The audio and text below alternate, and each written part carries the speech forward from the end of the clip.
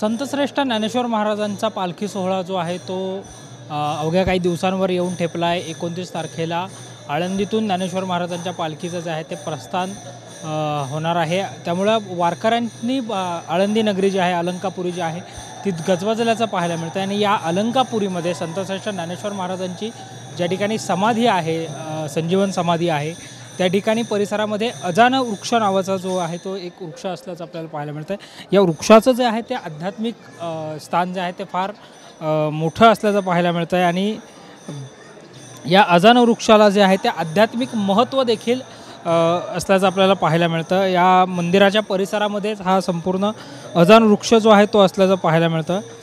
संतश्रेष्ठ ज्ञानेश्वर महाराजांनी जी भगवद्गीता लिहिली त्या भगवद्गीतेवरील भाष्य करणारा विस्तीर्ण असा जप जो आहे तो या फांद्यांखाली लिहिला गेला, या झाडाखाली लिहिला गेला असं जे आहे ते ओळख मानली जाते। संतश्रेष्ठ ज्ञानेश्वर महाराजांच्या हातातली जी काठी आहे ती त्यांच्या संजीवन समाधीच्या वेळी काळजीपूर्वक जी आहे ती बाजूला ठेवल्याची एक आख्यायिका आहे आणि म्हणून या ठिकाणी अजाद वृक्ष जो आहे तो पवित्र वृक्ष याच काठीने उगवला गेला असं देखील एक आध्यात्मिक महत्त्व जे आहे ते या ठिकाणी या वृक्षाचं असल्याचं पाहायला मिळतं।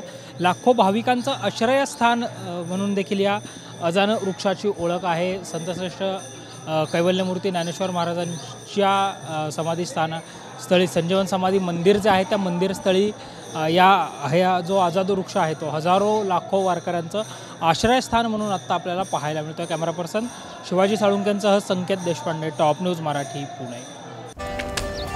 Come on guys, hurry up. अरे सुन ना, एक ब्रेक ले लेते हैं। Guys, I'm telling you, तुम लोगों को सही से ट्रैकिंग नहीं आता। But that's okay, you can learn. रोज का ढक्कन देना। ये रेड वाला है, सही वाला देना।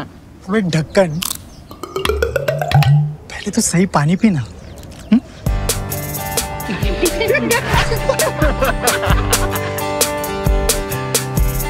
Manikchand Oxyrich, proudly Indian.